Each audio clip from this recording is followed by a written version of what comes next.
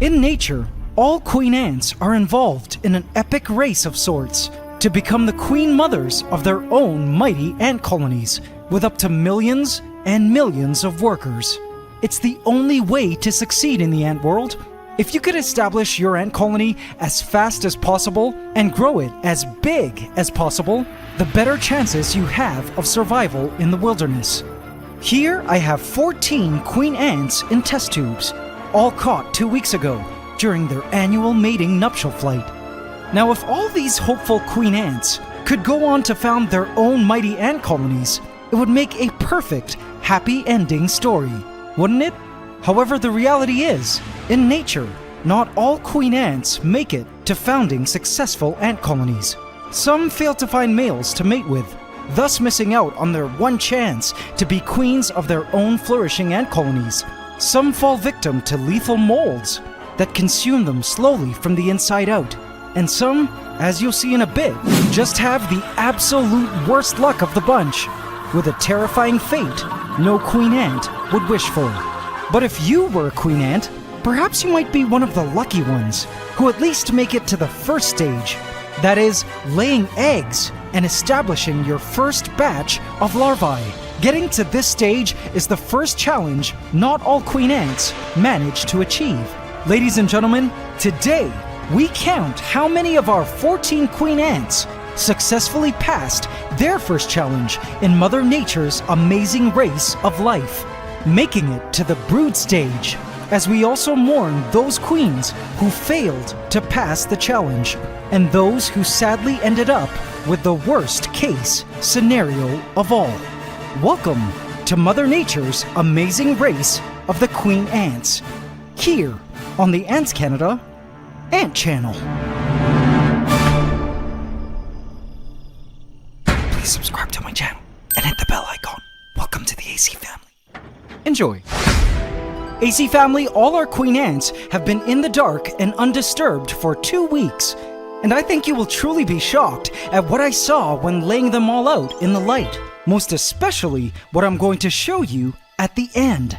But before we get to that, if you're new to ants, these queens were captured during what's called a nuptial flight, the one event and chance every queen ant has in her entire life to mate. Yes, queen ants are born with wings, but they shed them after mating. In most cases anyway. I always wondered how many queen ants, among the millions that fly during a nuptial flight in the wild, actually go on to successfully found a colony.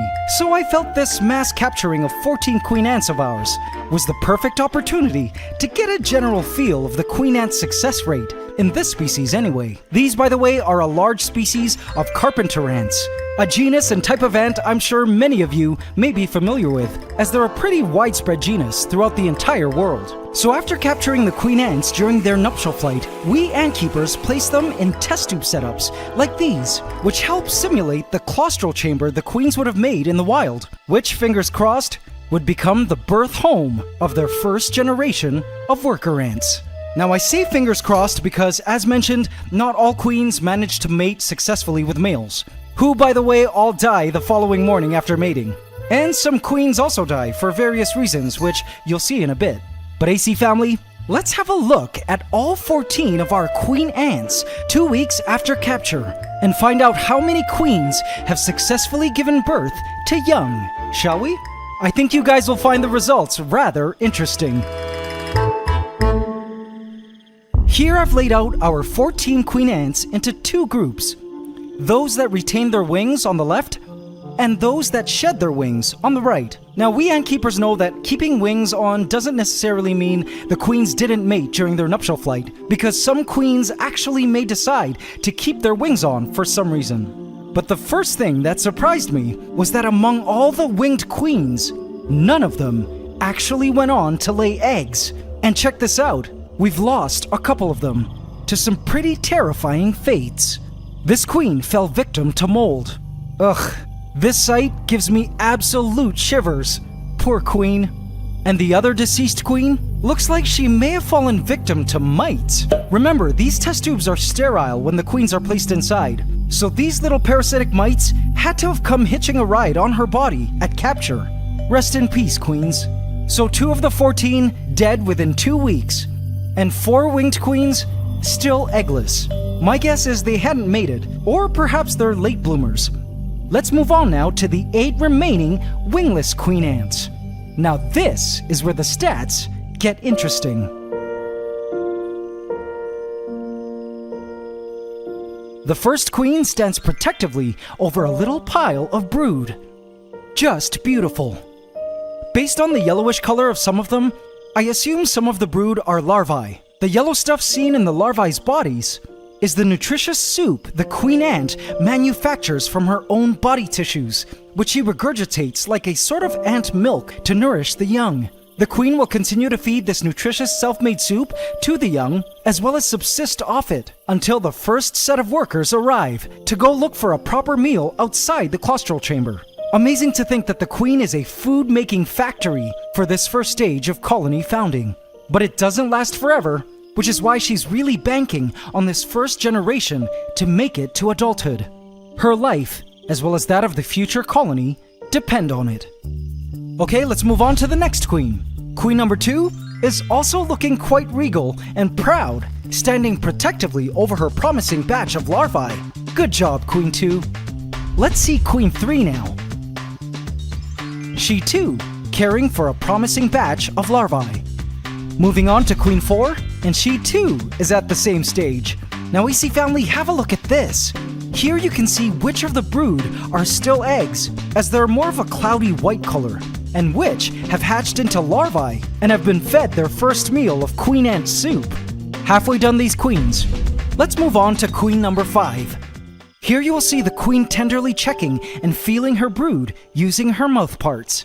Aside from feeding duties, once the eggs hatch, it's important that these queen ants keep their brood together as much as possible and continually clean them and the entire area using their saliva, which has antibiotic properties, to ensure the brood doesn't fall victim to mold. The queens must keep on top of staying clean for her and her young survival. Now check out queen number 6, guys. Now this is an impressive brood batch. It seems this queen is ahead of the bunch in terms of brood volume. She's got a lot, and a lot of them are larvae. I count 20 brood pieces there. Here you can really see the queen ant soup through their bodies. Let's move on to queen number 7. This queen also has an impressive brood pile going, and based on her fat and extended gaster, it looks like she's got more eggs on the way. Aw, have a look at her picking up the brood piles to organize them better. What a good mom. And now on to queen number 8. She too has brood. She starts cleaning herself, something she needs to do, again, in order to keep mold at bay. I assume mold spores combed off her body either get eaten or get covered in the queen's antibiotic saliva, rendering them unable to bloom into full-out mold outbreaks. And that, AC family, is the success rate. It seems based on our sample of 14 queen ants, all 6 of our winged queens failed to lay eggs and found brood, 2 of which died from outside causes, and all 8 of our wingless queen ants successfully proceeded to the next stage of colony founding, laying eggs and nursing the newly hatched larvae. Now this seems like a pretty good success rate, right? But hold on, not so fast. AC family, ready for the confusing part? There is still a possibility that in fact, none of these queens successfully mated, even if the 8 queens on the right have already begun egg laying and raising larvae. Let me explain. You see, if you're new to ants, queen ants can still lay eggs even if they hadn't mated. Yes, that's right. And these eggs from unmated queens can actually go on to hatch into male ants. Due to the nature of ant genetics, queen ants need a male ant sperm to create female ants, i.e. worker ants and queens. But without a male sperm, queen ants can still actually lay eggs. But all these unfertilized eggs hatch into larvae, then pupate into male ants, which is useless and means doom for such queen ants because in the ant world, male ants don't do work, they don't go off to find food, they don't help with cleaning duties, they don't build tunnels, they don't care for the queen, nor protect the colony, nor do they care for the young and help raise them. Male ants actually don't do anything in the ant world, but mate, come nuptial flight, then die. So it's quite possible these queen ants may be unmated still, and are all just raising male ants. Which would suck, because then we can't possibly have a colony from them. But AC family, let's see.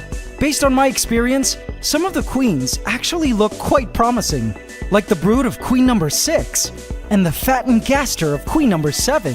I'll be sure to continue following the progress of these queen ants over time and keep you all updated.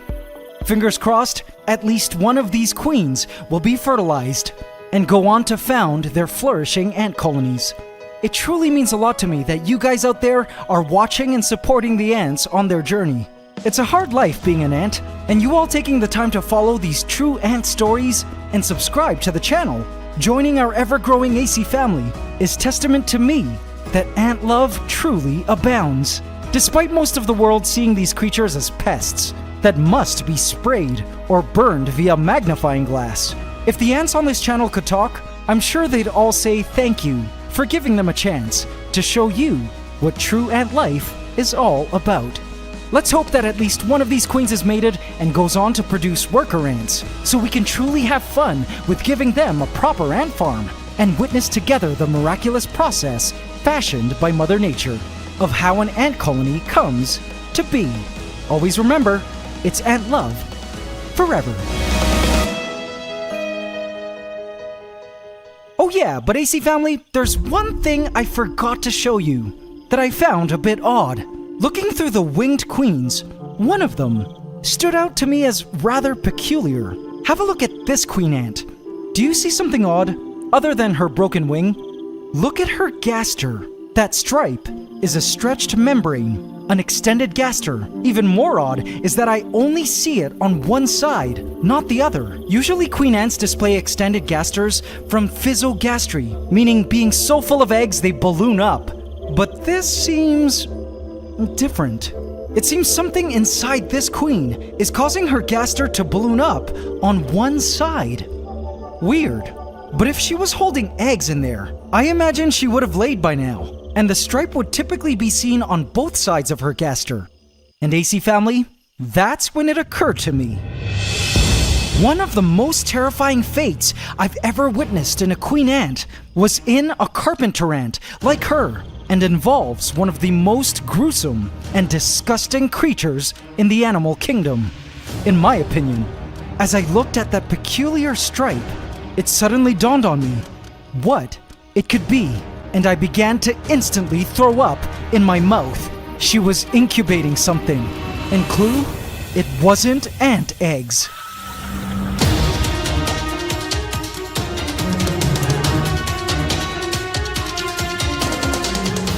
AC family, I sure hope this queen isn't incubating what I think she's incubating. Ugh. Follow this continuing real-life ant story and find out what it is this queen is hosting inside her, as well as the progress of our other queen ants with brood, by smashing that subscribe button and bell icon now, and hit all so you get notified at every upload. Also, don't forget to hit the like button every single time, including now. It would really mean a lot to me, guys. Thank you. AC Inner Colony, I have left a hidden cookie for you here. If you would like to watch extended play footage of all the queen ants with brood, go check them out. And guys, did you know that it's anting season in the Northern Hemisphere? And you don't even need to leave your home to start an ant colony. You can catch pregnant queen ants from the safety of your own backyard, balcony, or open window starting this month. Be sure to visit antscanada.com for all your ant keeping and collecting gear shipped to you in a special package from our ant-loving facility in the USA, so you can get the most out of your ant keeping experience. We ship worldwide and also offer full email support if you need our help. We also have a helpful forum and ant colony trading marketplace on the site. Visit antscanada.com today. And now it's time for the AC question of the week. Last week we asked, how many species of huntsman spiders are there in the world? Congratulations to Zala Unger, who answered over 1,000. Congratulations, Zala! You just won a free Ultimate Ant Keeping Handbook from our shop.